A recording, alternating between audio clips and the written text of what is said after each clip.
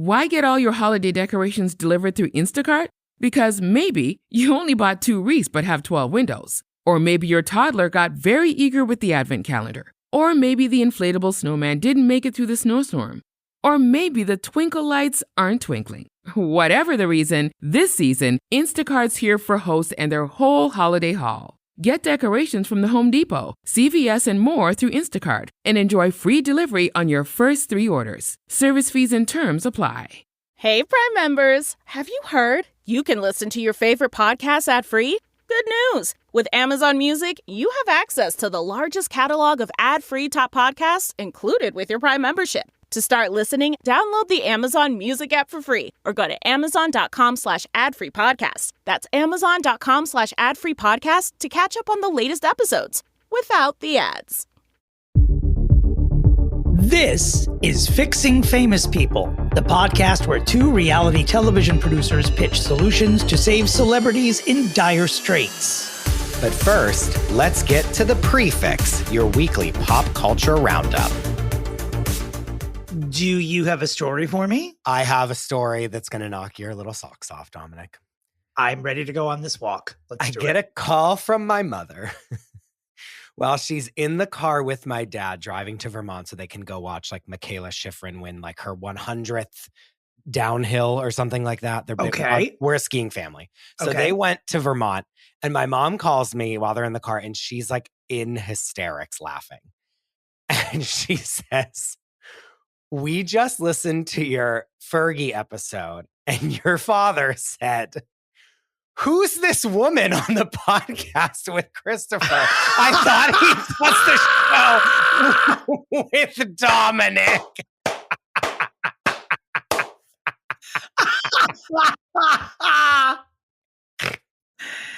So we've hit a milestone here. So even people who know who I am and what I do and that I am a man are now mistaking me for a woman.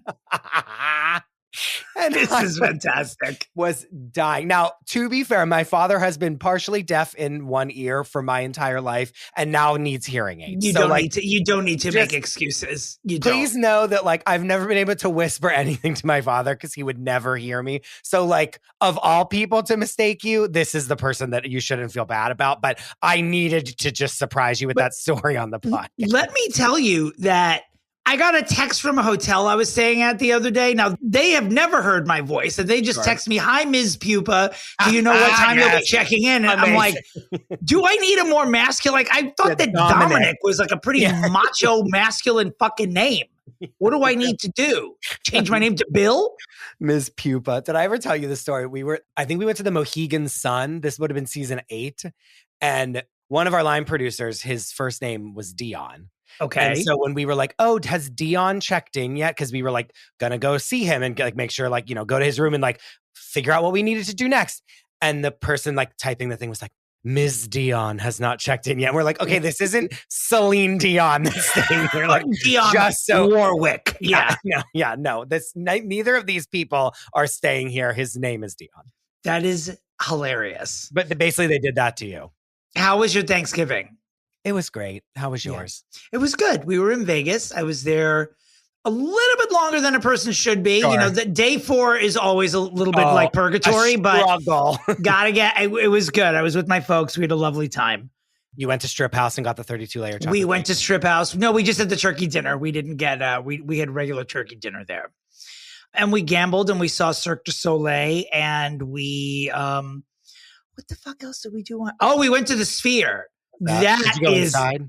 Oh yeah, we saw the show. There's like a Darren Aronofsky directed tour around the world. Oh, brother! Show. I don't think it is like it is otherworldly. Like it's beyond. Very cool. Yeah, sure. What I didn't know was I knew what the visuals were going to be. I didn't know that the chairs also shake and that they blow aromas into the room as well. No. Like if you're serious? if you're flying through a forest fire on the Sphere screen, you can smell the burning. So there's subway dust in you, like left, right, and center. There's subway dust. I thought I was having a stroke every 7 minutes. I kept looking at my mother going, "Do you smell that? Do you smell lilac? Do you smell flower?" Do you smell bleach? Do you smell burning? Do you smell anything? I just was like, am I on fire? I have a very sensitive sense of smell. And your mom is like, after the 16th one that you're like, yes, Dominick. And if you think I'm going to smell something later, I am. Like, I'm sure. I highly recommend. I also highly recommend spending the few extra dollars to get the VIP package, because you get to go in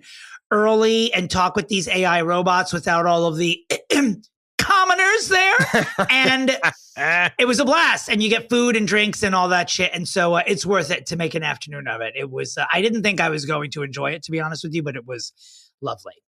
And that's that. The Pre-Fixe stories it's a very quirky bunch of headlines this week, which always happens around the holidays. People were busy during the holidays. Yeah, so there's some weird shit happening. Busy acting a fool is what they were. Let's start off with something, as we've been predicting for the better part of a year, that something's going to happen to Brad Pitt, that he is going to fall out of the good graces, and it's coming, honey. In his ongoing legal battle with Angelina over their Miraval winery in France, which neither of them wants to budge on. P.S. Brad should be budging here. Apparently, a judge has allowed that all of these documents and texts and emails that Brad doesn't want anyone to see will now be entered into evidence. And supposedly, all the evidence that's now been cleared to be presented is going to reveal the abuse that Angelina and the children were suffering underneath Brad's patriarchy. No one has seen it yet, but this is not good news, because for a very long time, Brad Pitt and his lawyers have fought to have all of this material not shown. And now a judge has said, fuck you, let's settle this. It's been 7 years. Post Diddy, everyone's like, I'm not going to be the judge that like didn't let this out. You know what I mean? Yeah. So we will see. Wouldn't it be great if some of these documents included Brad saying, fuck you, I'm going to Diddy's. I'm done with this marriage. I'm going to a freak off. Oh God, please no. Please no. Like I'm begging. Let's go across the pond for a moment. Apparently King Charles and Prince Wills, there's a little bit of tension in their relationship. It seems like when the king has been sick, Wills, it seems like, has been trying to up his game a little bit and sort of prepare that he's going to be a younger monarch than his father was. Absolutely. Smart. The kingdom needs it. I think people like King Charles generally more than they thought they would. But, you know, his dad's in his 70s. He's battling the first of his elderly illnesses. You know, it's his turn at the wheel. We hope he gets better. But apparently there's tension. And Charles is basically like, I waited a lifetime for this. Do not fucking back down, little boy. P.S. The little boy's like 42. But did you see the pictures of William with the beard and like, and like the army fatigues, looking the best he's ever looked in his life? Yeah. No, he's coming into his own. Yeah, he's like turning it around for the picture. himself. I'm the hot royal now, baby. It's all up to me. You know, it's funny. Like when he finally gets to the throne, we can like truly and finally put the Diana mess behind us. Do you know what I feel that it still lingers in the air. Do you know what I'm saying? It still lingers in the air with Charles, like very heavy in my opinion. But like William can be the first where we're like, okay, all of that drama that was like reported on every single day can finally like everyone who shit on Diana will be gone when you know. And Camilla, the Queen Camilla, which I'll still. I mean, talk about rolling over in a grave. Queen Camilla is ill now as well. She's got like a major chest infection or pneumonia. God. Yeah. You know, this is not a healthy family. Well, they're in this like asbestos-ridden castles. Like, you know that there's like castles. Like, that's, you know, there's like black mold. Yeah. You know, there's like black mold everywhere, right? Like there has to be. Even watching The Crown, I'm like, black mold right there. I'm like, that's a set. I'm like, there it is. Like, you can see the dust in the air. I'm like, this isn't good. You know what I mean? So will she be cast out? Like when he dies, will they be like, okay, Camilla, pack your motherfucking bags? They'll probably make her move in with Prince Andrew. Wherever he's holed up. No. Maybe he'll marry. Maybe Andrew will have to marry Camilla to get back in good graces with the UK. Dare. Wouldn't that be great? It'd be like The Bold and the Beautiful. She'll just fuck everyone in the family. Maybe she'll marry William. Wouldn't that be great just to stay queen? Oh, God. Speaking of the royal family, Meghan Markle, heard of her? She is the Duchess of Schmuckers, if you don't know her title. Here is the quote from the New York Post. Meghan Markle set to sparkle in 2025 with, quote, cooking, gardening, and entertaining TV comeback and brand launch. So we're looking at Q1 of 2025, where this cooking, gardening, entertaining show of hers will be launched on Netflix. As well, finally, which even the post italicized says finally, how dare, I mean, of course will come the launch of her lifestyle brand, American Riviera Orchard, which we've been calling Smuckers because all we know about it is that there's a line of jam that no one has tasted. Yeah. That only Kris Jenner herself has tasted. Wait, is that true? Yes, it's like she sent out like stuff to like Goop. In that article, if you keep going down, it's like she sent out ones, but it's like only to like Kris, like Kim Kardashian. You know what I mean? It's like all to other humongous celebrities, like larger than life behemoths that like have no reason to ever taste the Do you jam, think that the lid, now that it's been so long, will the lid of the jam say, quote, I love it, Kris Jenner? Yeah. Like, will that be, is she going to do a testimonial? And like, one, I'll believe it when I see it. And obviously, as you all know, we will be revisiting Meghan very soon. Don't you worry about that. But I'll believe it when I see it, one. Two, like, yeah, no shit, you should do like a Martha Stewart Living for the like millennial age. Like, you should do like the quiet luxury version of Martha Stewart Living. Like, I could have told you that 2 fucking years ago, lady.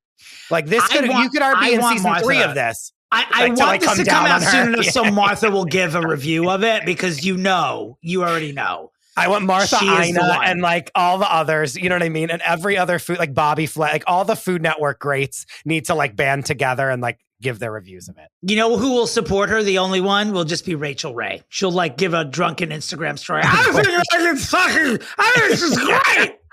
Okay, Rachel. Go fall again into a case of Chardonnay. God forgive me. Dominick. Headline of the week. I'd like to read you. It says, Gwen Stefani's surprise career move as new album tanks. Hi. She's back on the list, just so you're aware. She is so back on the list, it's not even funny. I have been sent this tweet of her like doing first Hassan sent it to me while I was asleep and he was awake at like 2 a.m. Even this sort of came to us like secondhand, but she is now on a prayer app that's owned by Mark Wahlberg, by the way. Right. Yep. Yeah. Notorious Christian Mark Wahlberg. Yes. And she's just up there praising the Lord. And so everyone's like, what has happened to her? Is she okay? Like, who is this human being? She's back on the list is all I'm going to say. Let me ask you, Holy Roller, something. How come you motherfuckers don't praise Jesus when your careers are going well? Why is it always like when you go to jail, when your album tanks, when you can't get nominated for jack shit? How come you're not talking to JC then? Why is it always now? Thank you. And by JC, we don't mean JC Chazé from Insane. We mean Jesus Louise Francesca Christ. Yes, of course we do. The one and only. Her. Yeah. And there's nothing wrong with prayer. Look, do you. I pray all the time.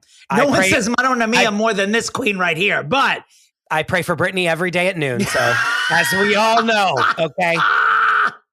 I'm in touch with the Lord every day at 12 p.m. Eastern Standard Time. Yeah, so that's her latest career move, celebrity nun. I don't know. Go for it. It is infuriating on so many levels, but then there are levels of it where it's so fun, and we will be talking about it for weeks to come. Or years. I mean, if she's going to be, will she be our most religious celebrity at this point? Is that like Candace Cameron Bure? Like, it must be shaking in her little motherfucking. CCB. We haven't shouted her out in a minute. Third time, not the charm for Sean P. Diddy Combs to get bail. I must tell you that the joy that I get listening to his attorneys argue about why he's not a flight risk. You said this last week, and it's still. I'm sorry, Chris, to repeat myself, but it's worth saying again. It just is. It's just so unbelievable. They're like, he's putting all this money up for bail, and he has so many children, and he's so recognizable. It's like, everything you're saying is a reason why he's a flight risk. Like, you're doing the opposition's job for them. He has to be denied bail every time. To say what I said last week, like, you got way bigger fish. Like, you need to be working on your defense, not can we do bail hearings 90 million times? Like, no. I read a story. I rolled my eyes and did not put it in the Pre-Fixe, but I read a story. Now someone's coming forward about saying he dangled her out a window a couple of years ago. What is going? This is its own industry at this point. Court TV is going to have to do an offshoot channel. It's just Diddy TV. A channel, yes. A whole streaming service that they have to erect from nothing, basically. Now, for those of you who were wondering, I don't know, I guess this was a thing on the internet this week where people were saying that Ariana got paid more than Cynthia or vice versa for Wicked. Yeah. People were like, Ariana got paid like $12 million and Cynthia only got paid like $1 million. Well, not true. A billion sources have now come forward to say they got paid exactly the same. So, well, that's the thing is like, listen up every Entertainment Tonight wannabe correspondent that it just has an internet connection. Like, one person makes up one rumor, that doesn't like mean that you can report on it and say that it's true. One. Right. Two, much like recently I was at an event and I made one little passing comment and someone just tried to put it on the internet as if I, a Bravo producer, was like confirming all these things. That was just simply not what I said. Weasels. Like, just not what I said. Anyway, moving right along. Yeah. In contract negotiations, like most favored nations is a thing where like 1,000,000% Ariana's agent and Cynthia's agent both were like, you absolutely have to have most favored nation so that both of them will get paid the same amount of money. Why would they not do that? Right? Yeah. I mean, they're both the two stars of the freaking show. They would like, why wouldn't their agents be like, no, what's she getting paid? I need the same amount of money, period. Yeah, I'm sure that was pretty automatic. And for anyone, and again, let's just keep repeating this now so people don't like fly into a tailspin. The Golden Globe nominations are going to be announced Monday, and it's already been agreed upon that Ariana Grande is going to be in the supporting category for Wicked, and Cynthia is going to be in lead. This is obviously so they don't cancel each other out. Yeah. But I do suppose there is an argument for Cynthia being more lead-ish than Ariana. I don't know if I buy the argument, but I don't have a problem with them doing this just so they can spread the wealth. I will say that Cynthia has way more songs. She does. And the journey is hers. I mean, Galinda's also on a journey, but it's really about, it ends with, holy shit, what's Elphaba going to do next? Not what Galinda's going to do next. And I think that Cynthia has many more scenes that Glinda is not in.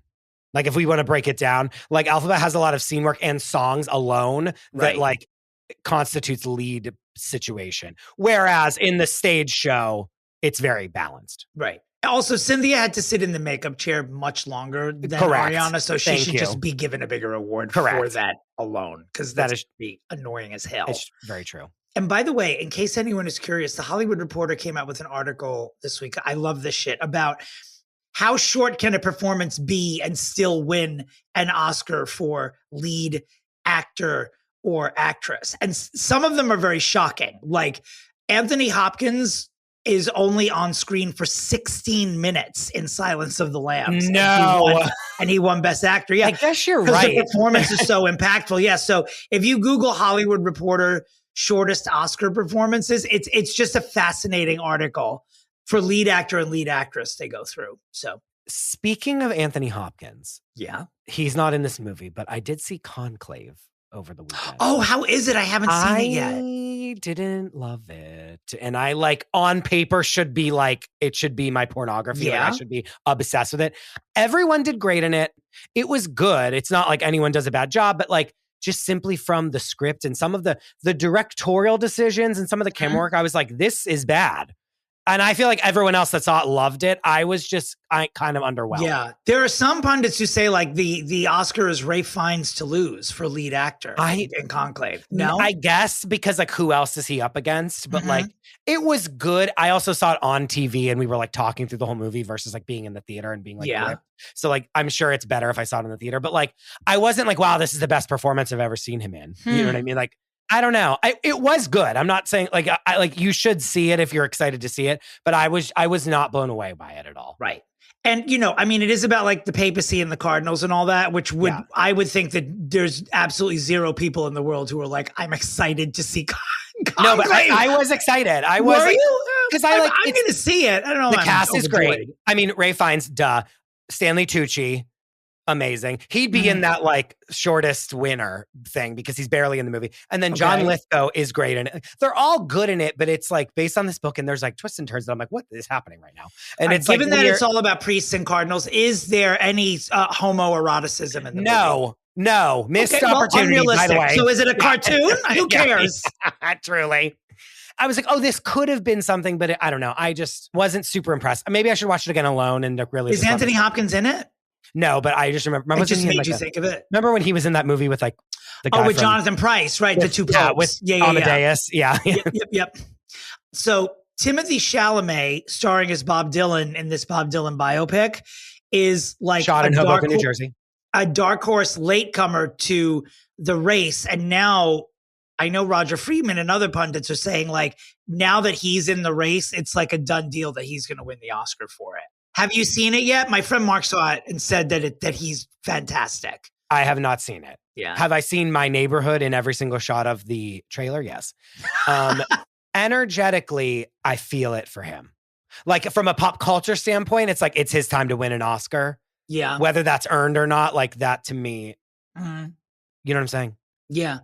We like to see hot people win Oscars too. We like to see them win it when they're in their prime. Like, and I think he's a good I think he's a great actor. He to me is the only, much like Zendaya, like they are the two like Hollywood star, like millennial stars. Yeah. That are like will be Nicole Kidman and like I agree. I do think Timothée Chalamet is a movie star. I think yes. he qualifies as like one. bona fide. I think the only bona fide movie star still living right now is Nicole Kidman, but I think Timothée could be that.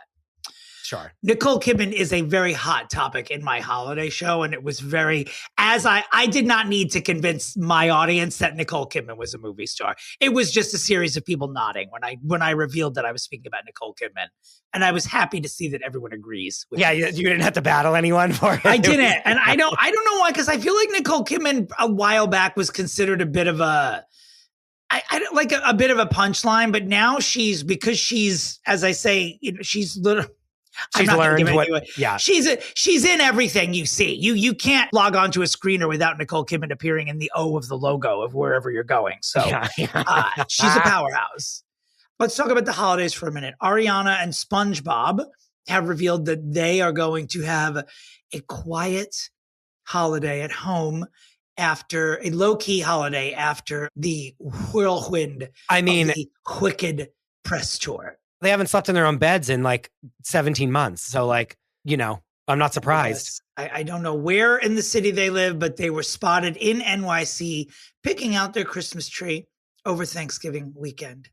I'm sure she lives in Tribeca, don't you think? Speaking of Thanksgiving, and one of our favorite topics, Miss Jennifer Lynn Lopez, multi-Fixie Award nominee Jennifer Lopez, in fact, nominated thrice in one category. Yeah. Jennifer Lopez. Correct. Spent Thanksgiving without Ben Affleck, obviously, but the headline was that Ben Affleck spent it with Jennifer Garner. And like, how dare he?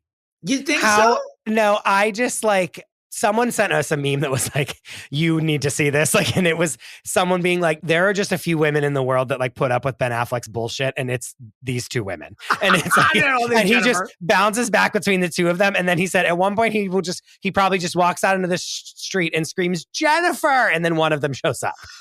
And like, that's what this is. Like, that is what this is. That meme person is right. And I can't stand him. J-Lo in this pic with the turkey. She has a picture with a turkey. This is on what? Page 6. Yeah. And she has this beautiful, like sheer, like cream with then like little flower knitted sweater. She couldn't look prettier. It's ridiculous. And I back off with her. Like all of her photos are staged and brushed and all that. Of course. Now that we've seen her in person, I mean, we weren't like 2 feet from her, but we were close enough to see her in a mini dress and some thigh highs and a tight sweater. And just like, this woman literally glows. Like she truly does glow. Yeah. Speaking of bona fide stars, like you are superstar, like you feel it. Yeah, but I ain't calling Jennifer Lopez a movie star. I have seen Atlas. She is. Thank you. No, she's not. No, she's not. Made in Manhattan, Dominic. Christopher. The wedding planner. Maybe I would give you Monster in Law. Maybe. Yeah, and It's I will say Hustlers is a movie star performance. Correct, for sure. Correct. But a superstar. Superstar, there's absolutely no doubt. Yeah. No doubt. She didn't need, I love Shakira. She didn't need to share that stage with Shakira. No, she sure didn't. She shouldn't have. And Shakira didn't need to share it with her either. She didn't. They should have done it separately. Yeah, I didn't like that. I mean, I'm glad they both did it because it was great to watch them both. Yeah. Like I was happy with it, but neither of them needed it. Moving on, have you seen this video of, by the way, Apple Martin, the daughter of Gwyneth Paltrow and Chris Martin? I want to say welcome to the arena. You are being judged this week on the internet, and so as such, you will probably be judged on this podcast now on a regular basis. Yeah. How old is this? Welcome to Pop Culture, Apple. She's 20. Oh, we're good to go. Okay. Yeah. I have to say, I love when the child of someone who I suspected was probably a bit of a brat then becomes an adult and acts like a brat. And I'm like, okay, there is a housewife who back in the day, her child was insufferable. And I said to myself, I'm like, when this individual becomes an adult, she's going to be horrific. And I was proven right, but due to legal reasons and my desire to work in entertainment, I will not reveal who this person is. I will tell Chris off camera. And if I see you at my holiday show, I will tell you at the bar afterwards. But Apple Martin, I guess, was it a debutante ball? Okay, I'm so sorry. It was a debutante ball for like Nepo babies. It used to be like a French aristocracy ball, but that doesn't exist anymore. So now it's for Gwyneth's child, basically. So one, you're a loser. Two, Chris Martin and Gwyneth Paltrow look exactly the same. Am I wrong? They could be one person. A little bit. And I will say though, Apple, holy crap, she's breathtakingly beautiful. She looks like she just like, who was it? Knox a couple of weeks ago looks like someone smashed Brad and Angelina together. Apple looks like Chris and Gwyneth in a nutshell. But also giving Judith. Judith whom? Judith Light. Oh, you think so? A little bit, in a good way. Interesting. What do you mean Judith whom? Well, I mean, you went pretty far along in the decades, the roll call there. I'm sure Apple Martin would be thrilled to know that you're comparing her to an actress in her 70s that she's probably never heard of before. But But I know exactly what you mean. The younger, yes, I get it. I totally get it. Yeah. Let's talk about Nick Cannon for a moment. Nick Cannon, I'm sorry. I mean, we put this right in the group chat. I can't. Nick Cannon admits he needs help after narcissistic personality disorder diagnosis. I'm not supposed to be laughing at this. What would we call it? An affliction? I mean, stop. And also, we could have told you needed help after your eighth baby with an eighth. Stop. Yeah.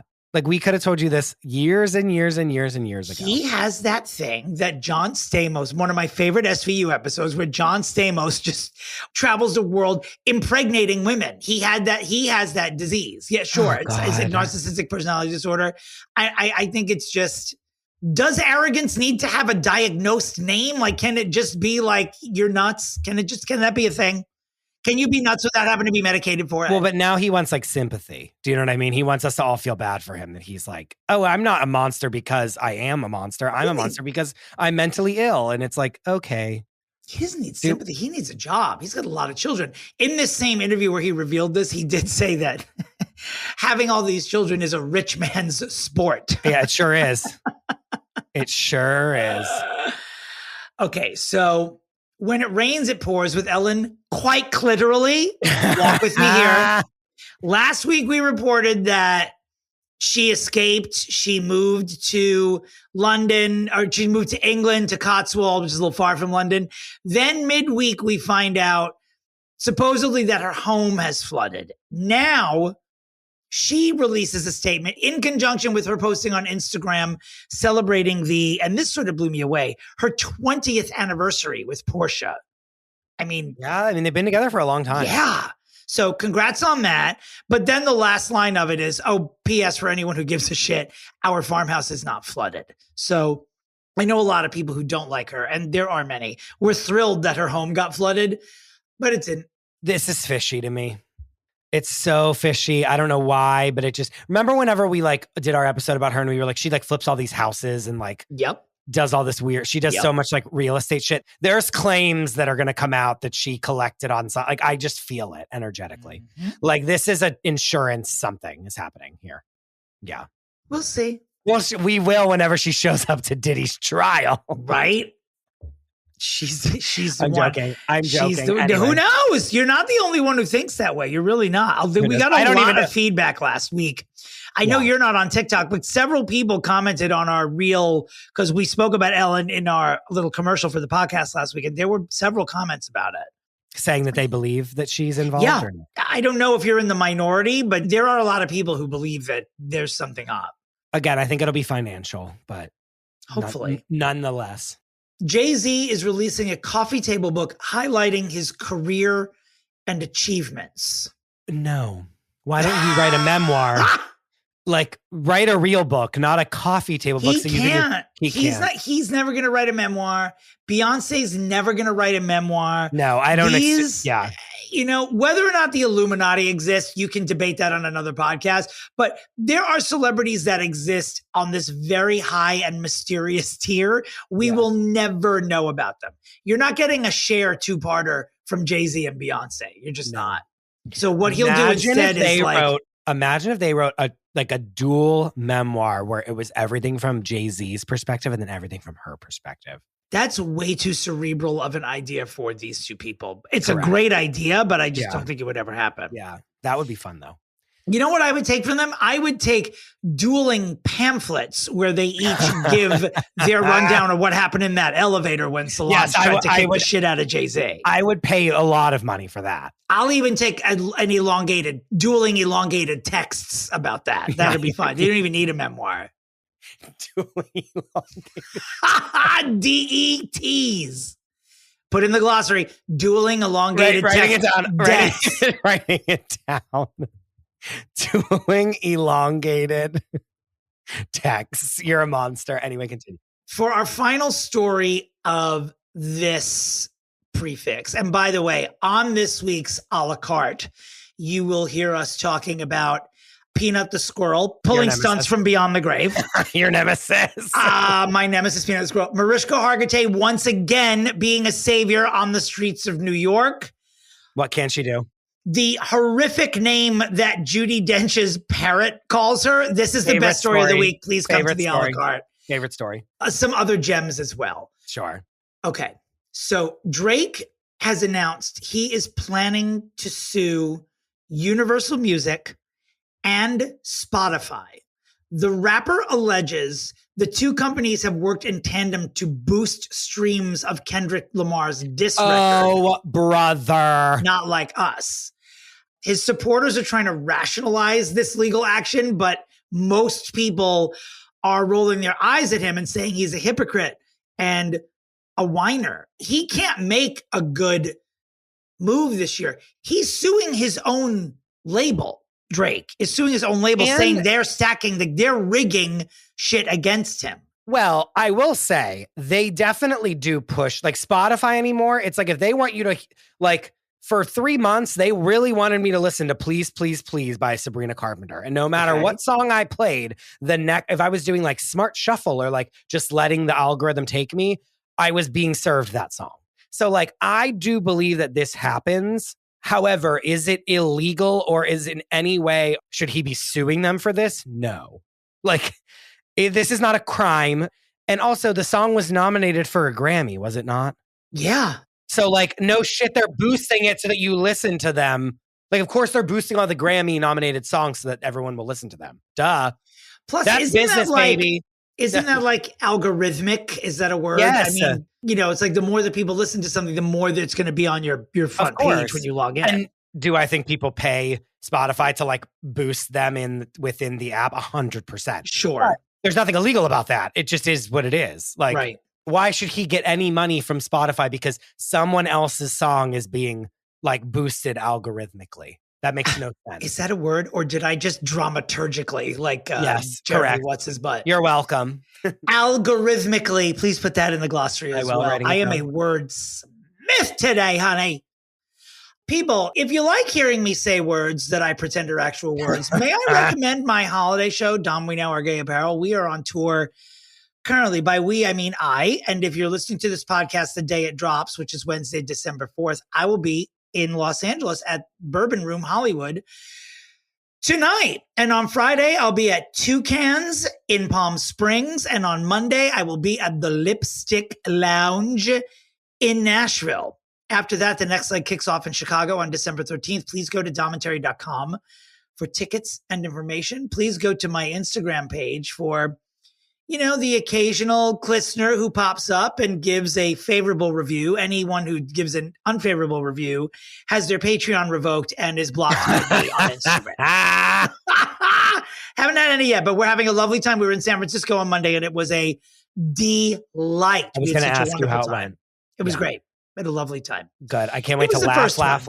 My way. I have notes, but there was laughter. Good. There was laughter. I will tell you that without giving anything away, as I told Christopher, some people that have never met me before and who have never listened to this podcast ended up in the audience and came up and said the stuff about J-Lo was my favorite. I will leave you with that. Yeah, no shit. Wet your whistle with that. No one listening to this is surprised, by the way. I can't wait to see you in New York. And then, as you all know, I will be at the Philly, DC, and Boston shows. So yes, I'll be walking around, maybe with the Heart of the Ocean so everyone can touch it. If Dominick is not wearing it that night, walking around with, who knows I should be wearing it this evening. I should be wearing it this evening. I got to do one more little camera test because tonight I'm going to be wearing a red velvet blazer. And I just want to make sure that the blue, and a titty shirt. And I just want to make sure that the blue of the Heart of the Ocean, which, by the way, on the road, I've taken to calling the fart of the ocean. I just want to make sure it matches. But one show I definitely need to wear the trucker hat that my mom made you that says, "Hey y'all" on it, that I still have not given you. Yeah. And then you can wear it later. We'll swap. Yeah. Well, maybe we'll swap. We'll do a live swapping. One more show. You'll be in Boston, then I'm going to Atlanta. We have one more show that I'll have to Heart of the Ocean. Even in the shows where I'm not wearing the Heart of the Ocean, I should just have it appear in a glass case on stage. Yeah, correct. Next to you. So people, so people can ogle it. In a glass case is really funny. On like one of those jewelry store, like, you know what I mean? Like the décolletage that's like black velvet that you like put a necklace on. Yeah. We have 3 more things to talk about. The first is you are running out of time to vote for the Fixie Awards. They're coming up fast and furious. So if you are a Patreon subscriber, get to voting. We have had literally hundreds of votes come in. Some of these contests are close. Neck and neck, as we like to say. Literally neck and neck. Clit. I hate it. Scissor to scissor. These are scissored categories. No, there are some J-Lo that are like, is up against herself twice in one category. Yes, which J-Lo will win. Yeah, there are some that truly are like by 1% of votes. Like it's neck and neck. I am nominated in one category. If I lose that category, tune into the Fixies to watch a grown man have a live temper tantrum on this podcast. Which would be different from every other episode of this podcast. I'm going to have one right now. In some way, yeah. But yes, $5 tier gets you in the door and gets you voting. You're in the voting body, as I like to call it. And I'm closing the votes on Sunday. So you have a couple days, but it's time, people, okay? Furthermore, please gift the Patreon. I'll put the link in our bio and I'll put it in the story. But if you want to give the gift of this podcast to someone, you can gift them a couple months free of the Patreon if you want. Also, the holiday candles, obviously Subway dust, we've already talked about today. They are flying off the shelves. So you maybe only have another week, if that, to get them. So if you're not ordering now, I can't guarantee you by next week there's any left. Okay. So get them while you can. Speaking of holiday gifts, if you don't mind, Christopher, I jump into this. Please check out our friend Zero Waste Daniel and his current collection. If you go to Instagram, you will see that Chris and I are in a fun little video with Daniel sporting some of the stuff in his new collection. I wore one of his pieces the first night of my holiday show, which you will see on my Instagram. I was showered with compliments. And if you keep checking my Insta, I will be wearing some other pieces of his furthermore on the tour.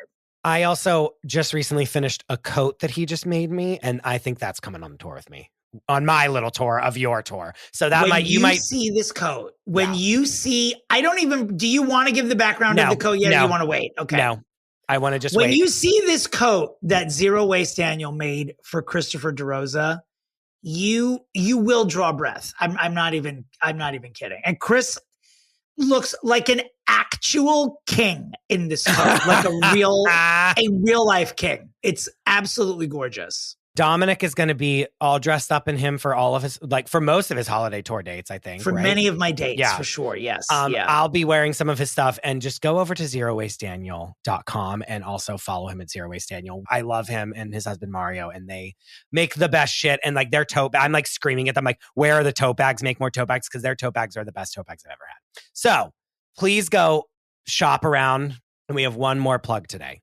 We are doing a new partnership with Rootless, which are daily seaweed bites, which give you 40 plus macro and micronutrients, including your daily dose of iodine in one whole food bite that doesn't taste like low tide. Okay. They are so good. I got sent some, and now every day Hassan and I race to the kitchen in the morning to be like, I go, I need my iodine now. And we like see who can be like the bigger queen of like, who can like freak out about us getting our seaweed bite. They are so good. And ladies, anyone going through perimenopause or menopause, they did a study, and 100% of the people that were in this study saw less severe, less frequent, and or completely stopped feeling their symptoms of fatigue, bloating, constipation, and hormonal dryness and acne. 100% people, okay? We have a lot of friends going through perimenopause. A lot of our listeners have, since I even posted one thing about it, were like, oh my God, I need this. We have a code for you. If you use our code CLISTENER, spelled exactly like you know it is, code CLISTENER will get you 20% off your first order. And that is at getrootless.com, or you can follow them on Instagram at getrootless. We'll put them all over our page. We're going to be doing a bunch of stuff with them in the new year. So get ready for like a bunch of stuff with us. But yeah, please go by. And they're really, really nutritional. I'll give you a bunch more information in an ad. But we love them. And we love you. And we will return to fix Halle Berry with our special guest, Jackie Beat, right after these vital messages. Are you struggling to close deals? Cold outreach is wasting the time of both the buyer and seller at every stage, especially when sellers are using shallow and outdated data. Your organization can overcome these challenges with technology that translates comprehensive, high-quality buyer data into real-time insights. These deeper insights empower sales reps and teams to adopt the habits of top performers, which leads to better outcomes, like more pipeline, higher win rates, and larger deals. We call this deep sales. And we've built the first deep sales platform with the next generation of LinkedIn Sales Navigator. Right now, you can try LinkedIn Sales Navigator and get a 60-day free trial at linkedin.com/trial. That's linkedin.com/trial for a 60-day free trial. Let LinkedIn Sales Navigator help you sell like a superstar today. Just go to linkedin.com/trial and get started. Think scaling AI is hard? Think again. With Watson X, you can deploy AI across any environment. Above the clouds, helping pilots navigate flights, and on lots of clouds, helping employees automate tasks. On-prem, so designers can access proprietary data, and on the edge, so remote bank tellers can assist customers. Watson X works anywhere, so you can scale AI everywhere. Learn more at ibm.com/WatsonX. IBM. Let's create. I am introducing the guest this week because this person came through me, which is rare on the podcast. And when I use words like legend and icon, they are to be respected and acknowledged that I'm using them without exaggeration. Great. Jackie Beat is not a drag queen. Jackie Beat is drag, period. She is someone my friends and I would say discovered along with the rest of the world in the late 90s and the early aughts at her legendary Christmas show at a little place called Fez underneath the Time Cafe downtown here. And we happened to see an ad for it in the now defunct Next magazine. And we were like, sure, let's go see a drag show. Transfixed for life. Anyone who goes to see Jackie goes to see them for the rest of her life. She says shit on stage and on Instagram that no one else has the balls to say. She is the funniest comedian and the funniest comedy writer on the planet. Fixing Famous People is very gaily honored to welcome the legend Jackie Beat. Oh my God, that sounded like a fucking eulogy. I was practicing because I want to be chosen, just in case. Yeah, you didn't think that this was an audition, but it is. I love how you used to see me in the now defunct Fez because you saw an ad in the now defunct Next. Yeah, there's a lot of, the word defunct was bandied about in that a lot. It was upsetting it's to like me. when a white person does a cover of a soul song, it's been defunct. We are thrilled that you are here. And when this broadcast airs, you will be in the midst of this year's holiday tour. What is the name of this year's tour and where are you going this year? Oh boy, I didn't know I was going to have to answer that. I mean, I know the title of the show. The title of the show is Big Dickens Energy.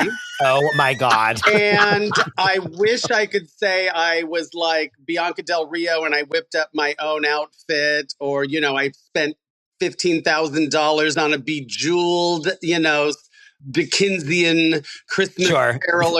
No, I went on Amazon and I bought the tackiest, let's go Christmas caroling. Which is beautiful. Yeah, but it barely fits because because of the election, I've been eating my feelings. But it's called Big Dickens Energy, and I was sitting there thinking, I always say the writing new material for my Christmas show is the complete opposite of my dick. It gets harder every year.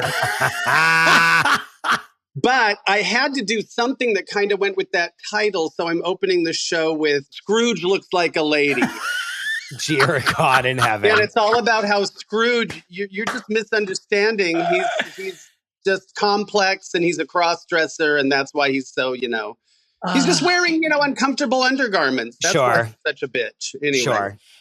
Will you be dressed as Tiny Tim in any of this? And if not, you should be. Well, first of all, don't misgender me. Yeah, thank you. Sorry. Second of all, nobody has called me tiny since the last time my towel fell off in the steamer. Yeah. We're doing all the greatest hits. Defunct, Tiny. What will be next, actually? We're offending the guest.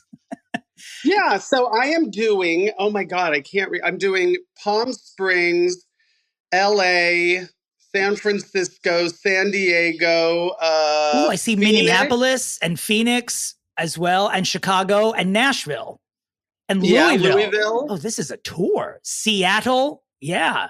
Yeah. Seattle. Yeah. Seattle. Amazing. And then you do New Year's with Sherry Vine and Candace Kane. Is that correct? Yeah, those two hags. Oh, God. Oh, my God. Like, seriously, like, Candace is so gorgeous. Mm-hmm. And Sherry has legs up to her, well, let's be honest, dick. And, no. God. No, and then there I am, like, hey, where should I park my truck?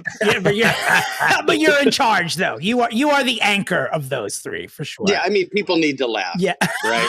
So, slam! That's a slam. Yeah. Oh, Jesus. On purpose. Yes, of course. They need to laugh on purpose. They are laughing at Sherry, but on purpose. We are so happy here. Sometimes on the show, we are featuring a celebrity who doesn't necessarily seem in trouble. They're just someone we love who's sort of fallen off the top rung, turned into a bit of a joke to some people, and we wonder why, and we want to zhuzh them back up. Jane Krakowski comes to mind. We did a wonderful episode about her because we just feel like she's not as famous as she's supposed to be. But speaking of people that we love, this is another one of these. Halle Berry is absolutely someone that we love. And not just because she's gorgeous, but we should point out right at the top that she is just an absolutely physically flawless human being. Jackie, at the top of every broadcast, we play the middle name game where Wait a minute. Yes. Wait. Yes.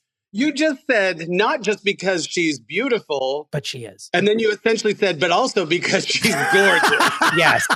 You literally just said that. People need to rewind. I won't edit it out either. Okay. Did I smoke before this? No, I did not. Okay, so I'm just... That's the problem. I know.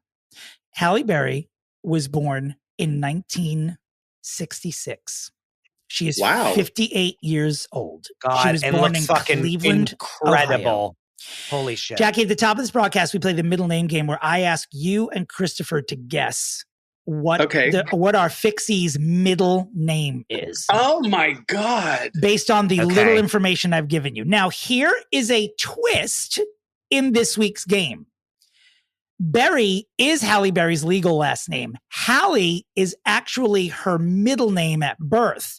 She switched her middle and first names, and now her one-time first name is her middle name. So when we say what is Halle Berry's middle name, we just mean currently. Right. What is Halle Berry's middle name, which was her first name at birth? Okay, let's think here. I am thinking Jacqueline, not just because Jackie is here, but there's a Jacqueline in my mind. But then I'm moving on to my next guess, which I think is Samantha. What? Those are both such... I can't say. I just feel Samantha. The caucasity of it all. I know, but I feel that she has a white first name. I feel that it's let me Mary. think here. Yeah, maybe she was like, oh, in this business, I need to change my name. No, I just feel it for her. Okay, let me think here. This is so weird. I'm picturing her blank Halle Berry. I can tell you, and Chris, you can change your guess if you want. She was born on August 14th, 1966 to Judith, an English immigrant from Liverpool, and Jerome Jesse Berry, who was African-American. Her mother was Caucasian. I'm keeping Samantha. Okay. I'm seriously blanking out. Hold on. Madeline. Madeline is a good guess. I think it's a good guess. I think it's a great guess. And what's your final, Chris? Samantha? Samantha. So it's either Samantha. It is neither Samantha nor Can Madeline. I be honest? I think when I yelled Madeline, I think I just want a fancy cookie. Yeah. I think that's what's going on. Sugar.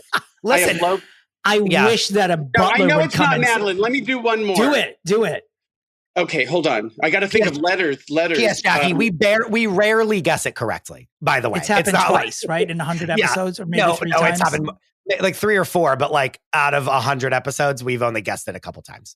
I'm trying to think of I'm sure this British woman, any British woman back then who would have a child with an African-American man, she's strong. So she probably picked that name. I like this logic. Yeah. So I think it might be something more on her side. Stella. I love that guess, though. Okay. It is a strong name. It is Maria Halle Berry. Wow, never would have guessed Maria. I mean, named after the Virgin, perhaps, but I never would have guessed Maria. What? I know. Maria Halle Berry. There's no explanation. What is it, given. you cunt face Maria? Or whatever that line is. That's it. That is it. I don't remember this, and I feel like I should. Maybe Jackie remembers it. Halle got her start initially on a spinoff of the series Who's the Boss. I didn't know there was a spinoff, something called Living Dolls. No one remembers that. I guess people who were in it don't remember it. Well, she may not remember it either. Here's a fun fact. I'm going to keep the word fun in there. During the taping of Living Dolls, Halle Berry lapsed into a coma and was diagnosed with diabetes. After the cancellation of Living Dolls, she moved to Los Angeles. Because the show was so sickeningly sweet. Oh my God. Also, everyone moved to LA after their Let me guess. Living Dolls was a short-lived, was Alyssa Milano in it? And it was like models? Probably. Dominic, I feel like we've talked about this before. I don't. Am I wrong? The show featured Charlie Briscoe, who was played by known blabbermouth Leah Remini, who is a friend of Scientology no more, as a friend of Samantha Maselli, who was played by Alyssa Milano. They're dabbling in a modeling career, and they're living in Brooklyn, and that was Dominic. So We've Jackie, talked. Yes, we have talked about the show before. I promise you. It is coming to my mind. We have talked about it before. In this Only podcast. on a sitcom can 3.5 foot tall Alyssa Milano be dabbling in modeling. No, but there was also wasn't there a show called Paper Dolls or something? Yes. There was also another modeling show with dolls in it or something. I feel like that was that with Morgan Fairchild, or am I misremembering that? But I do believe Paper Dolls did have Paper Dolls. Maybe. And now I'm thinking of the Marie Osmond song called Paper Roses, and I'll sing it as soon as we're done here. Paper Roses. That's it. We don't have the rights. No, we Stop. don't. Well, no, we're hoping to get sued. to get you don't have the voice. Stop. Let me tell you something. You know, we do the Golden Girls live on stage. Yes. Me, Sherry Vine, Drew Droege, Sam Pancake. I have this little production company called Reruns in Pantyhose, and we do different TV shows, and we did Who's the Boss. But unlike the Golden Girls, Who's the Boss is so not funny. So we had to completely rewrite it. I made it a musical, and I made it absolutely filthy, and it is so funny. But the Golden Girls you can do, you know, verbatim, but not Who's the Boss. Am I misremembering this? Was Danny Pintaro at one point, was he involved with that production?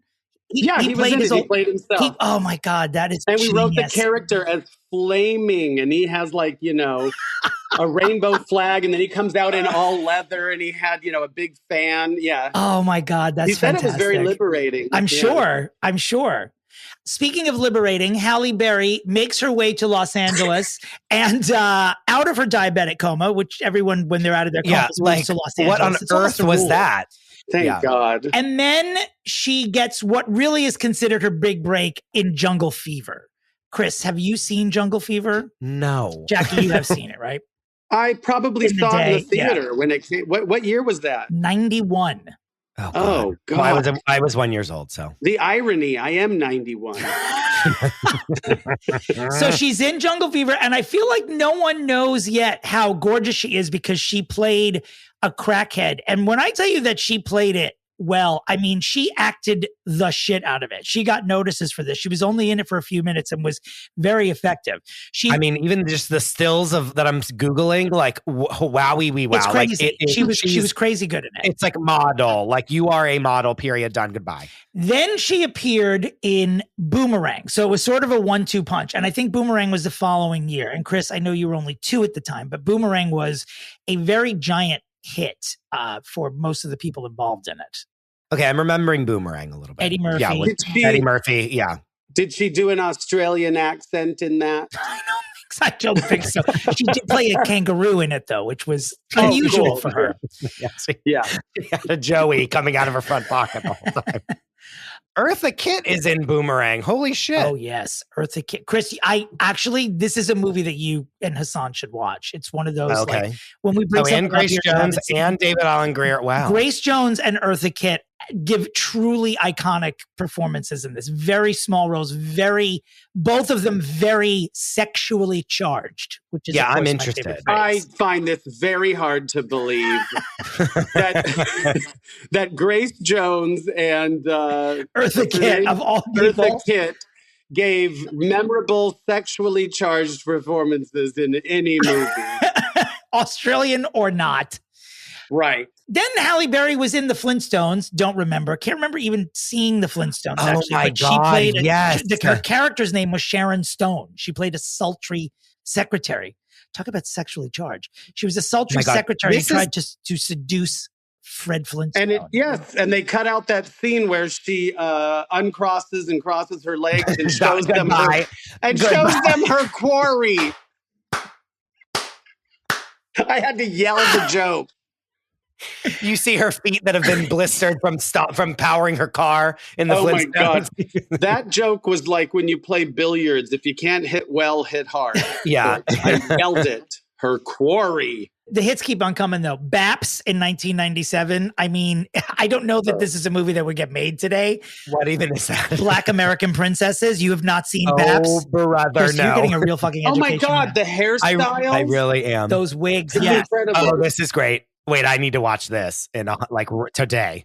So then I think people started taking her seriously as an actress in 1999 with the HBO biopic introducing Dorothy Dandridge, where she played, of course, the titular character. And she was great in that. She won the Emmy, she won the Golden Globe. And then, because obviously when you're watching someone play Dorothy Dandridge, you think to yourself, that's Storm in the X-Men. And then she got hired for that. They were like, imagine that with white scleral contact lenses. Yes. Just hear me out. The worst wig you've ever seen in your life.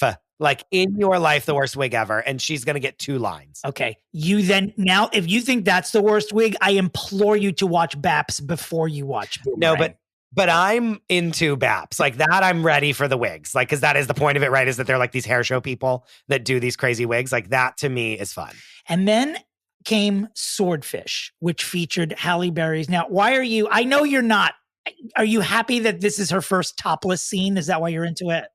I feel that we got her as like A-list movie star from Swordfish. Am I wrong about this? Like all these movies you're saying to me, other than up until now, X-Men being the like most famous of all of these, in my opinion.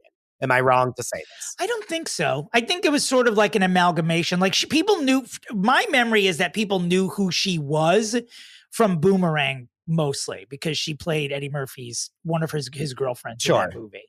Are either of you imagining if this entire time her name had been Maria Berry? Yeah, a little bit. Yeah. I keep thinking of it. But Halle Berry is a star's name. Maria Berry is not a star's name. That's what I mean. Yeah. Maria Berry is a theater actress that's like on Playbill. Regional theater. Yes. Yeah, regional. Yeah. How dare you? Love letters. Yeah. Falsettos. I mean, and look at the stuff. I mean, first of all, you know how much I love Hugh Jackman. Yeah. How you doing, Hugh Jackman? Like, that's great. And then John Travolta, obviously, where's Shelley? And then Don Cheadle, hello. Like, star. Yeah. You know, Golden Palace. And I feel like that's where we get, is it? Dear God. He is in that. I always forget that too. And then when I have the rare occasion to watch it and he wanders into the lobby, I'm like, what? Who did this to you, Don Cheadle? Who did this to you? I am obsessed with the Golden Girls. And anytime somebody brings up Golden Palace, I'm like, we do not discuss Golden Palace. So there will be no Golden Palace stage show that you feel like you could make funnier. It would be hard to make it funnier. Oh, because your character's not even in Golden Palace. They asked me back. Yeah. They asked me back for, and the ratings went through the roof. Christopher? I'm also remembering Monsters Ball. That was big. This is where we are now. We're at the red carpet of Monsters Ball. Lee Daniels unexpectedly offers her this role of Letitia Musgrove, and she goes on to get taken from behind by Billy Bob Thornton in a major motion picture, which is something that anyone who's seen it will never be able to erase from their brains. Also introduces the world on a great scale to Heath Ledger. Yeah, like these are like we're talking A-list plus. Like the last 2 movies we just talked about is like every person today is still an A-list celebrity. But most importantly, it awards Maria Halle Berry with the Academy Award for Best Actress in a motion picture. Just historic moment after historic moment during those 10 minutes. And this is the red dress, like the dress that launched 1,000 ships, is right? It red? The one that I feel like it's like a cherry chocolate. It was like a burgundy. She just rewore this dress. That Elie Saab dress, right? It's Elie Saab. Like she rewore it and looked better than ever. She wins, and it is one of the most historical. Is it historical or historic? It's one of those Oscar speeches in history. The emotion, and her mother is there, and it was wonderful. And this is the red dress. I am right. This is this dress that like was put in every magazine that it could exist afterwards. Am I colorblind? Do you know what I mean? Like, you keep calling it a red dress? It's red. It's red with the nude, like with the flowers. I might have known it'd be red. That's from Carrie. Oh my God. And like the Adrian Brody makeout is like a huge moment. And there's like everywhere. And looking back on it, that's something you look back on now and you're like, we hate women so much. You're looking back on that. This is also, you guys think about it. She won an Oscar for taking it from behind. Like you do certain. And he's like, we should recreate this right now on stage, basically. Yeah, from the front. Orally. Yeah. It was sort of a dick move on his part. I mean, I understand he's an actor, whatever, but it was sort of horrific. But like, no, you just don't do. Why would you ever think that would be something you should do? It doesn't make any sense to me. It wasn't like a bit between the two of them, right? Like he attacked her and made out with her, right? Yes. He probably thought like, oh, she's so beautiful. I need to get mine. I can't even control myself. This is what everyone's thinking at home. And this is actually a compliment. I mean, it's like textbook assault is what it actually is. What we're talking about is correct, but I feel like I have to remove my gay card because Adrian Brody kissed Halle Berry when he won the Oscar. She presented it to him and he came up there. Because I have led you down a path of it's still news. It's still bad. Yes, it's still horrific. Yeah, but I was sort of wondering to myself, it was she her was night. The presenter. Yeah. She was the presenter. She presented and he did it. Okay, blah, blah, blah. I still want to see his dick. Which is honestly worse. No, honestly worse because she's like a captive audience. Like she like has to be up there. Do you know what I'm saying? Like, I actually feel a little better about it because in my initial memory, I was like, why would he pull focus from her and start to assault her on live television? It's still horrible. It's still, I must say, I forgive him because it was the following horrific. year. Oh, okay. Yeah. It's fine then. This red dress, when I say there's the only dress to ever upstage this dress, in my opinion, in the 90s red carpet is the J-Lo dress, like the Versace J-Lo dress. It's in my opinion, the only dress to ever upstage this dress. This dress is burned into my mind and will be on my deathbed. It is a historic garment. There's no doubt. What about Bjork's dress? No, I'm so sorry, but that's the swan dress. Yeah. That's up there, but it's not this to me. So Halle goes on to appear in a couple of one-offs. Does anyone remember Gothika with Robert Downey Jr.? Yeah, Ruh-roh. Right. So she was in that. Well, this is where we start to go down a little bit. She's in because she tries to do all these movies, and because this feels like her silver platter moment, and then she makes what is like whenever someone wins an Oscar, or at least back in the day, whenever someone won an Oscar, everyone would be on the edge of their seat for what is the next big move going to be. Sure, right. Like Halle Berry's was to appear in the titular role again, but this time for Catwoman, co-starring Sharon Stone. And Catwoman was regarded then and now pretty much as an unlitigated disaster. She was miscast. The movie just wasn't good. Comic book nerds savaged it before it even came out. And then when the rest of the world got to see it, they were like, yes.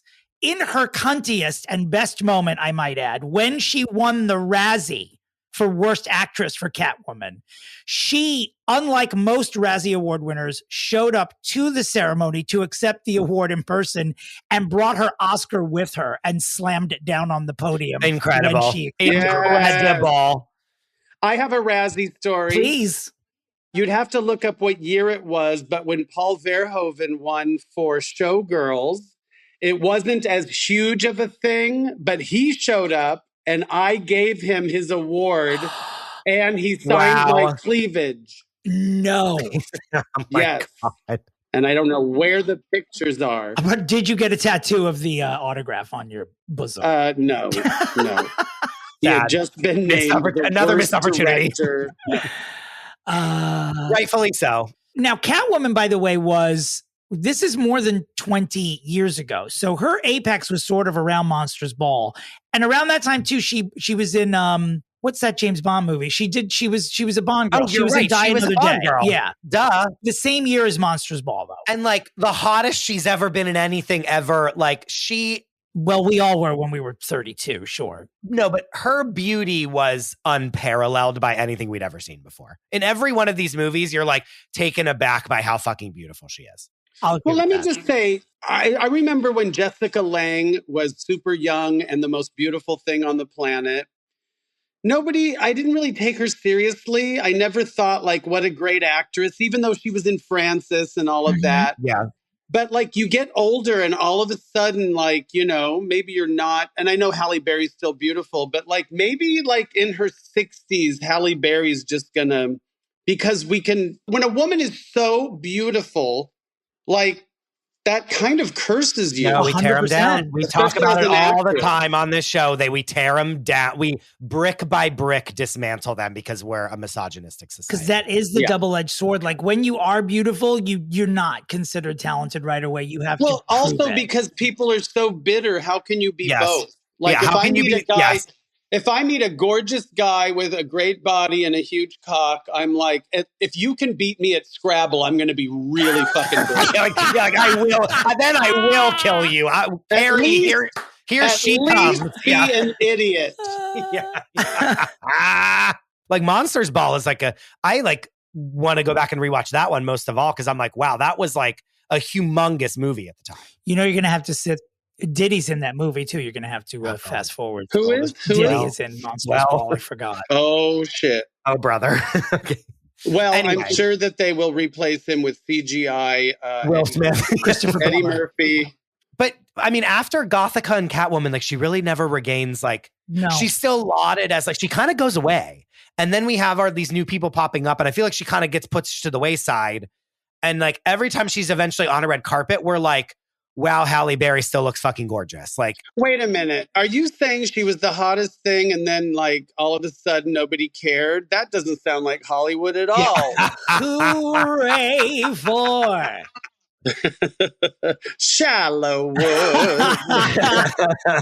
So yeah, I mean, she's still around, but she's just sort of hopscotching from all these projects that are considered not very good. She was in New Year's Eve, which has come up so much recently. I know why. Every week we talk about it. It was everyone in Hollywood, and it was the worst movie of the year. But still love Gary Marshall though. And then she was in Cloud Atlas. Remember that was the Wachowski brothers. Oh, it was like supposed to be the biggest epic. Then Yeah. Oh, I guess at the time. At the Wachowski time. sisters. At the time. Sisters, thank you. What sisters? What do you mean? The Wachowskis. Oh, pardon me. I totally forgot. Thank you so much. Don't take that out. I want everyone to know how insensitive I am.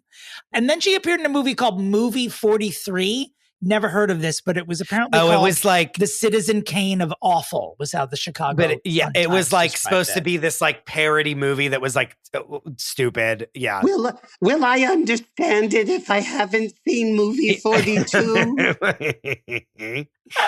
No, but she kind of, I mean, she's still around, but then I think the thing that we're missing is that she's with. Well, that's intertwined with all of these questionable failures in the career. She leads what can only be described as a very tumultuous personal life. First, she is married to David Justice. They were who? Well, he was an athlete. I can't remember why. Sorry to be so gay, but I'm pretty sure he was a baseball player. Yeah. But then more controversially, she was then married to Eric Benet, who was there in the audience weeping when she won the Oscar. And then, of course, we find out that he cheated.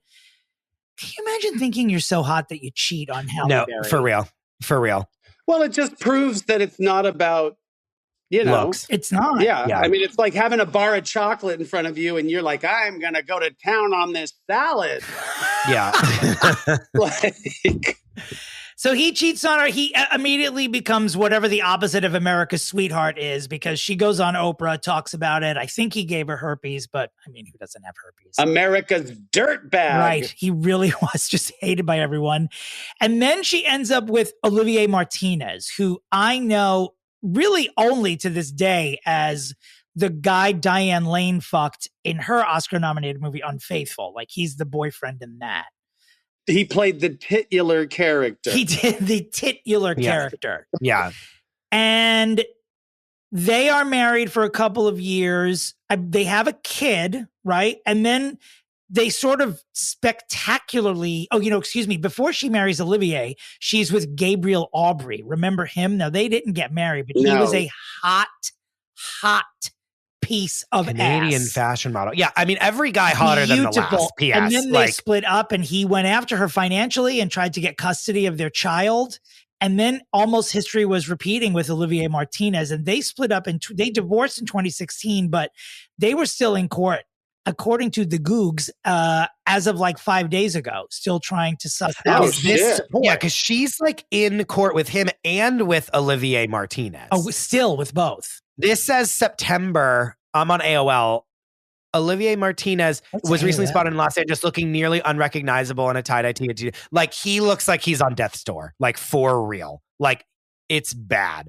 And it says amid. That's on AOL. Did you amid legal battle? Did you look up Netscape or Friendster for any of this information? Yes, I sure did. Okay. I sure did. What on earth? But this is from September of this year. You guys just asked Jeeves. I know. Where is Jeeves? Why don't we have Ask Jeeves? Why can't we just have Ask Jeeves? I think Jeeves had gender reassignment surgery and is now Alexa. Goodbye. Jeeves. So yeah, but no, this is like ongoing custody battle with ex-wife Halle Berry. This is September of this year. 2 of them. So she's only had 2 So they're children. both right. Well, that's the thing. She flits into their lives and she's like, I'm Halle Berry. Like, you should kiss my individual toes that I'm breathing in your direction. And then has a kid with them and then is like, okay, bye. You're a monster probably and jealous of my fame because I'm Halle Berry. And then I'm sure that they're like, I'm going to take you for every dollar that you have because I'm a piece of shit man that will never have a career like yours. Right? You and your monster balls can get out of here. You are now my ex-man. Yeah, correct. And she's like still in court with both of them like today. And let's not forget that Olivier and Gabriel, the last 2 long-term partners, there was like TMZ and Perez were all over this because they had there were fisticuffs involved. Like at a certain point, Gabriel came to the house and him and Olivier got into a fight when Olivier and Halle were still together. So definitely she's had a tumultuous personal life, which I believe in interviews she has said has had an effect on her that career. makes sense. Yeah. Because those headlines sort of will make someone... There was fisticuffs? Yes. Yeah, the one guy's... Did he spit on... Goodbye. Spit on his spats and throw him down onto the cobblestone road.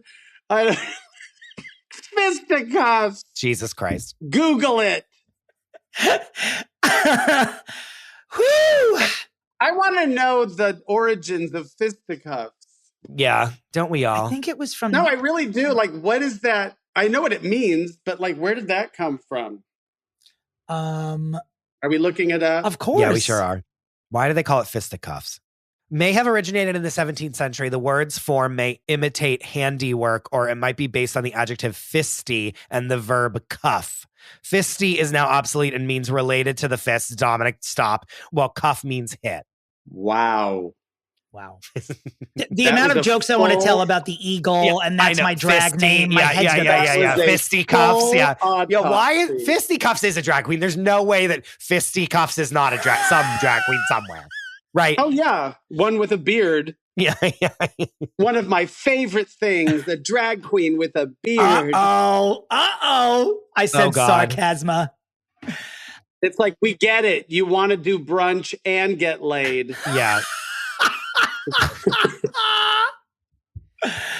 But I mean, recently she's like popped up in that iconic dress. Elie Saab had like some humongous he won't stop fashion show. Also, your girl Celine performed at that show, right? Period. That's what we're talking looking about. Great. Yeah. Looking great, sounding great, looking not stiff, looking, doing a great job. But so this is like what, as of this week, she comes back in this show, this humongous Elie Saab show, and she rewears that dress. J-Lo is there. Celine is there. Halle Berry comes back. There's all these photos now of her in that same dress, and like she looks great. She looks different, but like she looks older, but she looks really good. Are you saying we have a moment because we're almost at the arena where we have to fix her? Are you saying? I think this is like it. Like this is where we are at presently. Do you feel as though her wearing this dress that you love has popped her back up, and that we have an opportunity here now to fix her completely? We do, and I think the other thing we need to remember is that she was supposed to be on that Ryan Murphy show with Kim Kardashian about lawyers. And then when she realized that Kim Kardashian was in the show, she was like, what am I, a piece of fucking trash? No. And then left. Remember, she was like, I'm not going to do this. And I forgot that even when Jackie brought up Ryan Murphy earlier, I forgot that Halle did cross paths with Ryan. And said no, thank you. And I said, good girl. Designed for working professionals, Georgetown's Executive MBA features a hybrid format that delivers community on campus and convenience at home. Classes are held in person 1 weekend per month on our Washington, D.C. campus and 1 Saturday per month online, helping you balance work, life, and career advancement. Plus, you'll have the opportunity to participate in an international consulting project abroad with a global client. You'll get to choose from a variety of electives to customize your curriculum based on your interests and career goals. And enjoy the access only Georgetown provides in D.C., with connections to industry experts, global leaders, and influential institutions. It's time to expand your understanding of how globalization shapes both global and local business strategy. Ready to build your legacy as a business leader? Earn Georgetown's Executive MBA. Explore the program at msb.georgetown.edu/EMBA-podcast. Forget one-size-fits-all diets. With Noom, you get a personalized weight loss plan that's tailored to your lifestyle. Have cravings? Food FOMO? Noom can help you lose weight while still enjoying your favorite foods. Noom's users love the flexible approach, blending psychology and biology to help you lose weight in a way that's sustainable for you. Plus, you can rest assured Noom's approach is grounded in science. They've published more than 30 peer-reviewed scientific articles describing their methods and effectiveness. Stay focused on what's important to you with Noom's psychology and biology-based approach. Sign up for your trial today at Noom.com. So I think we are at the arena, but I'm saying like she's sniffing for roles. So like, and I feel like I know exactly what Dominick's pitch is going to be. Do you really? I think I do. And I think it might be the right pitch, but it's going to be your tried and true. But I think it actually will. It's my only choice. I know, but it will work, which is annoying. Yes, Jackie, you can absolutely pitch too. You can pitch, but it must blow us out of the water so much that we like. Okay, all right, yeah. all right. All right, Christopher, we're at the arena. Are you ready? What is your fix for Halle Berry? Halle Maria Zara Berry. I thought of Macy's. I thought of a department store. Macy's, JCPenney Berry. Dillard's. Loved Dillard's. Zodi's. That's a callback. We're getting a computer being pulled out. Okay. It's not a very unique pitch, but we need her to have a I'm coming back role in a humongously like Oscar buzz times 9,000 million movie role. And it can even be like what Pamela Anderson is doing with this, like The Last Showgirl, that's like only a $2 million movie that like nothing really happens, but it's just her on screen. I need her in that role. I need her in a role that's like, I don't know, like I'm a mom and I got through this thing and like it's about either like a movie about domestic violence or she gets through it, or like her in some role that's like maybe based on a real story and it's her and the person, like a better version of Unstoppable that like we, Dominick, that we saw where it's like J-Lo and then the real mom. It's like her and this woman that like overcame adversity in some way, or just like a really fucking good role, like a Nomadland where like Frances McDormand is just like on screen being, as you know, Tar, one of my favorite movies in the last 10 years, like a Cate Blanchett in Tar, like that version for Halle Berry. I'm not disrespecting your pitch, but I don't know if Halle Berry could do Tar. No, but like what that is for her. And that might be a dumbed down version of something, but like I think she's a good actor. She got a couple fucking shitty roles that like were never destined to be good. And she took the brunt of it, which she wouldn't have done if that happened today, And so I want like a star turn, like return to the Academy Awards. Everyone at the fucking Academy will fucking jizz their pants over it. I want a Wicked press tour where she's coming on to everything and is like, it's her moment to come back into the spotlight. I know it's not original and it's not An Evening With and it's not blah, blah, blah. It's not your pitch, which is going to be On Golden Pond, but I'm not going to put her in On Golden Pond, the touring company. That's what I think she could do. And right now is like that time where it's the 90s and like the 90s are back. Everyone loves the 90s and it's her turn to like ride that wave of like the late 90s, early 2000s success and be like we're like, remember Monsters Ball? Like where she won an Oscar and it was like obvious that she was going to fucking win. Like that is you need her to have her Gloria Swanson moment. Star turn. Or Nicole Scherzinger for that matter. Nicole Scherzinger. Without the Russell Brand friendship and MAGA reference. Yeah. Like that's what I need from her is like, remember me? And we're all like, yes, everyone alive was obsessed with you. And am I allowed to say something? Yes, absolutely. Just a little general. Yeah, I know it is. It is. Like it is. I need her to be in a big hit movie where everyone's jizzing their pants. It's like no, I know, but that's what I agree with you. But that's what I think actually would work for her. I'll do my pitch. Think of an actual role maybe that she could do it. You know what she would have been good in? If she had taken this role that J-Lo is in and Kiss of the Spider Woman, that would have been a great Halle Berry. Correct. That would have been a great moment for her. Absolutely correct. I'm going to give you that if you want it. while I tell you that my pitch, and you're an asshole for knowing what I was going to do. And by the way, this is something you're right. It's going to win. I talk about it all the time, but I never use it as the actual pitch. But never, after these high-profile relationships, never has anyone been riper for an evening with than Halle Berry. This is someone who needs to take to the stage, not the Broadway stage. I need to see her at the Carlisle, something a little more intimate, and with the purpose of a reintroduction. Because I think the problem with her now is that people aren't casting her because, yes, she won an Oscar, but she's sort of this kooky hot girl who always has problems in her personal life. She just needs to set the record straight, because I don't think that it makes the choices as bad as people think she does. I think she's been misled by a lot of these people. Yeah, and she is like with these hot as shit men that are fucking losers. Yeah, I mean, I don't want to oversimplify and say she's dickmatized, but honestly, the one is hotter than the other. I mean, it's really Who true. amongst? And I don't want her sitting down with Oprah or anybody. I want her to this has got to be in her own words. She doesn't have to sing. It could just be a little, like what Elaine Stritch did in her last go around. Just give us a little bit of that. Maybe she can sing through it. Who knows? She can sing I'm Still Here if she wants.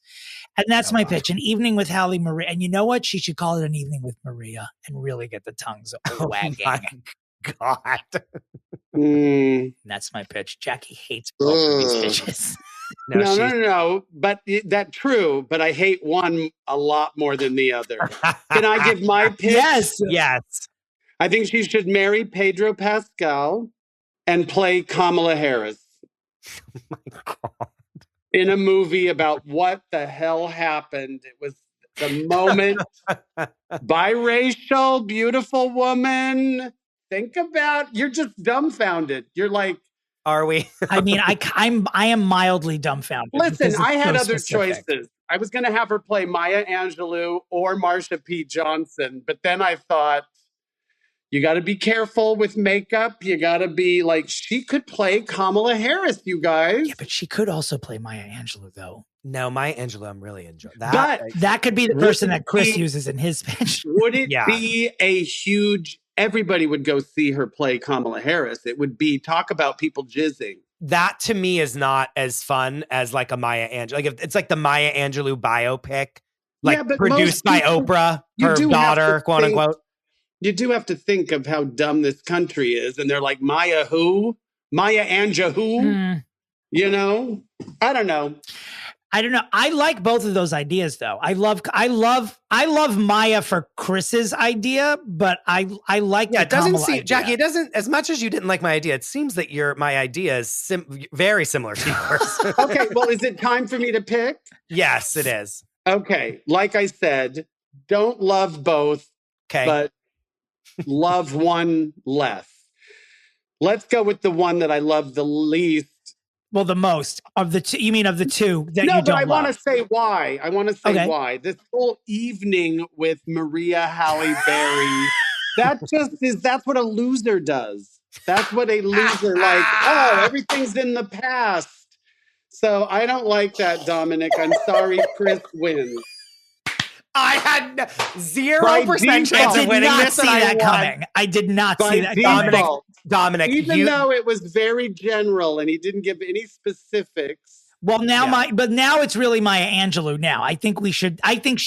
You get half. Jackie gets half. Jackie gets half a point. Will it be a tie? Jackie gets half of my point. It should be a tie between Chris and Jackie. Then no, Jackie gets half my point. 100%. The record will show that. Dominic, if you would have done On Golden Pond with her, you would have won. And you guys, what's the name of the movie? I Rise. No, they already made a movie called that, I think. No, they did? I don't even know. That was a porn. They'll call it The Caged Bird is what they'll call it. Yeah, The Caged Bird. Oh, that's good. Guys, that's actually good. I'm sorry, that's good. Are we also ignoring the part where she marries Pedro Pascal? No, she should at least fuck him, or maybe just get married. I don't think Halle Berry should get married again. I think she's not. No, she needs to lay off the men is what she needs to do. Well, okay. Doesn't mean just What if she dated a woman? Who would it be? Oh, can you imagine? It doesn't matter. JoJo Siwa. Kristen Stewart. Kristen JoJo Siwa. Not Kristen Stewart. Anyone but Kristen Stewart, honestly. Oh my God. Oh, if she showed up on holding a hand of Not Jodie Foster, but who's like Jodie Foster adjacent, like someone like that. That would be great. That'd be cute. That would be great. Yeah. Anyway, Jackie Beat, we cannot thank you enough for coming here. Thank you. Thank you. We want to remind everyone that Jackie's holiday tour, Big Dickens Energy, opens tomorrow, December 5th. If you are listening to this broadcast on the day it is dropped, it opens tomorrow, December 5th in Palm Springs and moves on to LA, New York, Minneapolis, Phoenix, San Francisco, Chicago, Nashville, Louisville, and Seattle and San Diego. Please go see it. Beautiful. Okay. Can I just say, I know that we pre-taped this, but you just scared the fuck out of me. I was like, tomorrow? I'm still writing songs. Hilarious. Jackie, where can people find you online? I am on X, Twitter. but I am leaving soon. Sure. I'm on Blue Sky.